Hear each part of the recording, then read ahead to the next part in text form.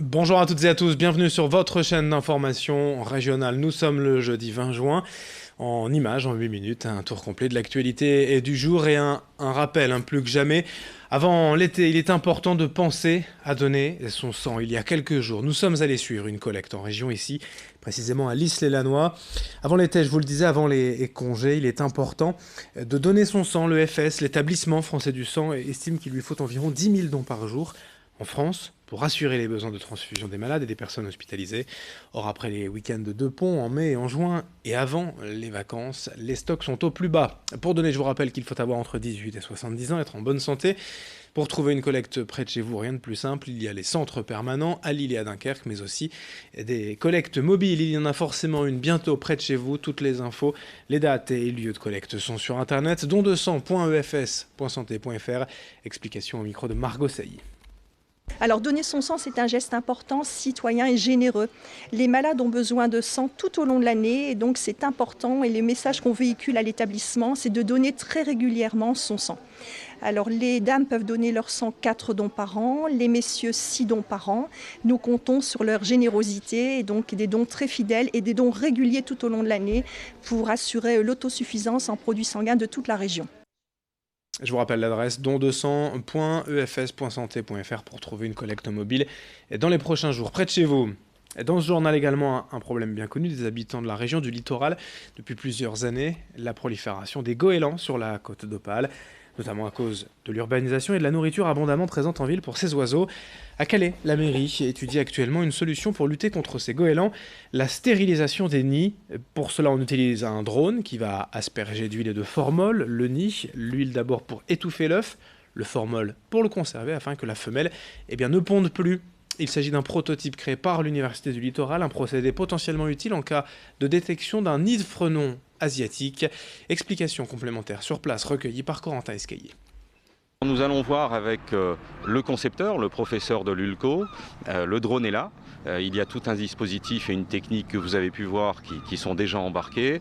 Et l'idée est de voir aussi avec ce professeur de quelle manière il serait possible d'y ajouter ou de remplacer le dispositif actuel, éventuellement par un dispositif permettant d'aller détruire les nids de frelons asiatiques. Donc c'est quelque chose que nous allons travailler avec lui dans les jours et les semaines qui viennent.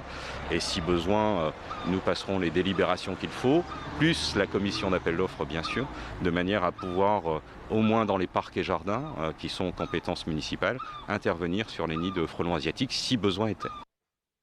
En ville, c'est un phénomène qui ne vous a sûrement pas échappé. On croise de plus en plus d'engins motorisés, notamment les trottinettes électriques.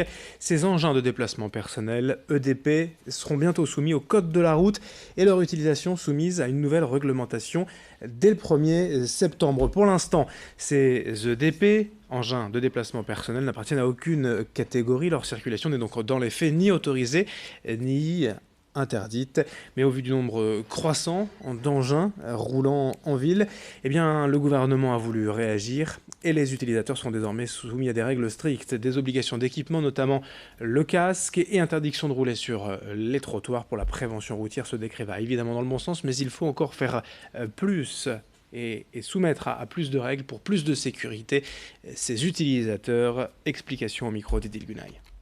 Ça va être assez proche de la réglementation pour les cyclistes, mais avec quelques spécificités.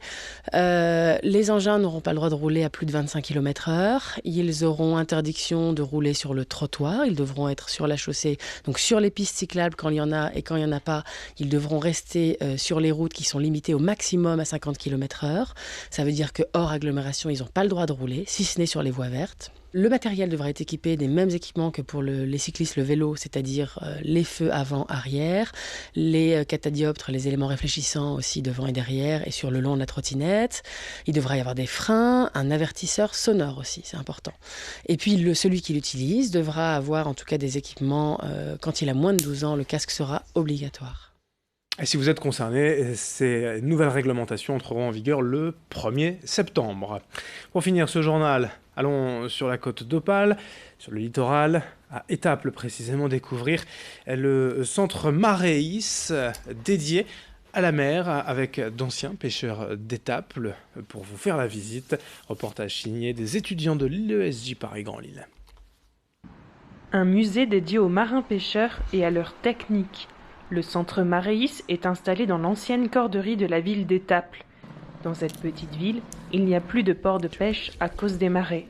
La flotte de 45 bateaux a dû se délocaliser dans le port de Boulogne. Puisque la pêche est partie mais qu'elle est toujours en activité délocalisée, la municipalité dans les années 2000 a souhaité créer une vitrine de la pêche étapoise ici à Étaples. Et la plupart des guides sont des marins pêcheurs, comme Stéphane Margollet, qui a exercé le métier pendant 26 ans. Vous revenez dans le métier, vous expliquez le départ d'un bateau, ce qu'on fait en mer et quand on revient, la vente du poisson, etc.